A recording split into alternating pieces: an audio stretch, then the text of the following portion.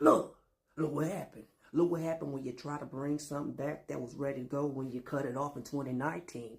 Put it to my head. Told my sister instead, won't you crochet too for me? It drop everywhere. It said it don't care. It's time for my hair to grow how it should. I should have let it do what it did. Now I had to cook.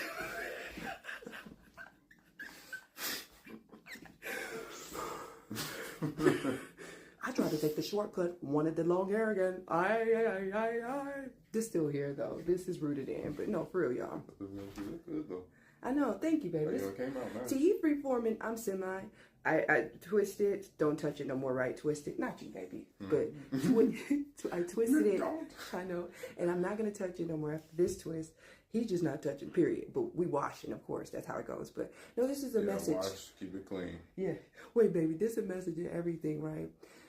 This is my hair, but trying to bring back something old that no longer served. I was even feeling it in my head. My roots was like, no, you letting them in. You letting that energy back in. It was done. It was done, son. And you're going to try to bring it back in. You're going to try to bring it back in. I'm going to show you, friend. This is where it begins. They was dropping everywhere. They was like, no. Okay, I know we play too much, y'all, but this truly, I gotta look at his lock up there, though. It's ready. His antenna is ready. Okay, ready to let go. No, for real. This is a message for whoever it resonates with. It's really time to let go. You know, for real, y'all. I started that journey in 2019, and I think that was my first chop in 20. You maybe would have left. 2021, I think, or 20. I don't know. Yeah, it's after like 3 years of growth. But I brought them back, and they was like, "No, we gone, girl. Let us go," you know. And I learned a lot from that too, because even the connection in itself wasn't there no more. So this whatever it could be with y'all, could be relationships, whatever. It could be something that you brought back. We're in Mercury retrograde, y'all, and that's what happened. Things from the past tend to come back for you to take a look at it.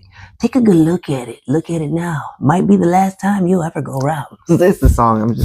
No, seriously. I learned a lot just from a month. I had a man, and I was even telling you, babe, I was like, watching him go the natural route. I ain't gonna lie, watching him go the natural route, looking at him, and I was like, I'm a fake. And I'm not calling nobody fake that reattach their hair. It's everybody's own personal journey. And then even like if like that includes multiple sets of locks, it's still kind of one journey because you just figuring out like about yourself at first. I feel like I can't really speak for everybody, but a lot of people have told me, or like I'll see testimonies from a lot of people that, you know, a certain person seeing a certain person with locks made them want to have locks. You know what I mean? And so some of the times it might be one person that inspires them to get them, but they don't want their locks.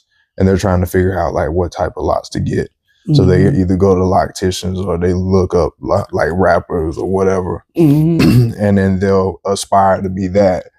But and there's really no right or wrong in even doing that, especially when the gifts after each of those sets of locks or whatever, you know, you grew a set, you chopped, grew a set, you chopped, was like self-awareness, you know what I mean? And then more, you know, kind of like looking for more autonomy, you know, with your locks, like your own image, your own expression is art, you know what I mean? Especially with, you know, the 9 ether and 8 ether, you know, hair strands, you know, it's art. It could be so many things. And I always thought that was so cool. Me personally, like I said, my standard is that I grow my hair like a lion grows his mane. And just each and every stage, the line for me, I don't really care too much what it, I mean, you know, case in point, I don't really care too much of what it's doing, as long as it's strong and thick, you know what I mean? But I like that, what you said, it's expression. It's your own expression. Your own expression. If you say, hey, I don't want like you, I don't want 7 locks in my head. I don't want 4 locks, 4 big locks in my head. That's fine. Like, you know, that's your own self-expression. That's your gift. You know what I mean? And I feel like that nobody has the right to take, take that away, as long as it's like natural. You're not trying to use chemicals and all that type of stuff to hurt yourself, you know, so especially with Black women, that's pretty prevalent. You know what I mean? You know, trying to be a beauty standard that's I give a little bit of what I thought I need to have straight hair or wigs, and not to say a lot of programming, like, and I'm not coming after nobody that's got straight hair and wigs and you're a Black woman. No, because what if you're confident in it and you're just having a good time and you're enjoying the avatar, you're enjoying, expressing yourself in anything that you're trying to hide from. You ain't, you know what I mean? You ain't embarrassed. I was embarrassed about my natural hair at a point for a long time. And I was just afraid to be me. So I'm so happy to be able to be me now. And like, oh my gosh, like, I look back at the old me. You could not catch me without, like, if I looked a certain way, I was just like, yeah, I mean, it's the end of the world. That's really common though. Like, see, you know, your testimony is really common, you know, especially amongst women and stuff like that, you know, trying to like conform to, you know, a false beauty standard and stuff like that. And I feel bad because they got to be accepted. Because this hair used to be demonized. You know, it'd be one thing if like, you know, this hair was more, this style of hair is more accepted and then like understood. And then people just had the preference for straight hair. But this is, you know, this is like, people tend to look at this a certain type of way. But to me, you know, you gain confidence in it, and it's a beautiful journey, man. It's a beautiful walk. Even like my cut, like I try mine because like at first, you know, I twisted them just a little bit because of my first time like growing my hair.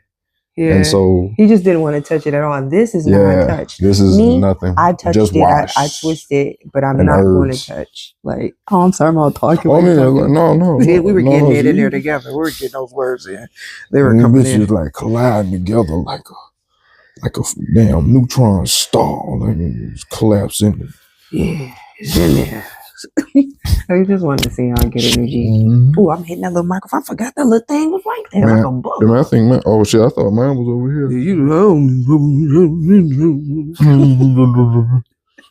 I want to see how so much good energy. Express yourself. Yeah. Be yourself. Don't be afraid. We need more of you out here. Okay. I just love looking. Look at that little antenna.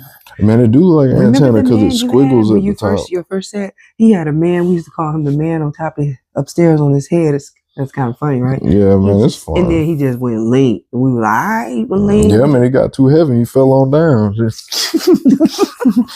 One love, okay, y'all. That more, I mean, you know, that more fell like this. He said because he stood up like this. He said, "One love, y'all."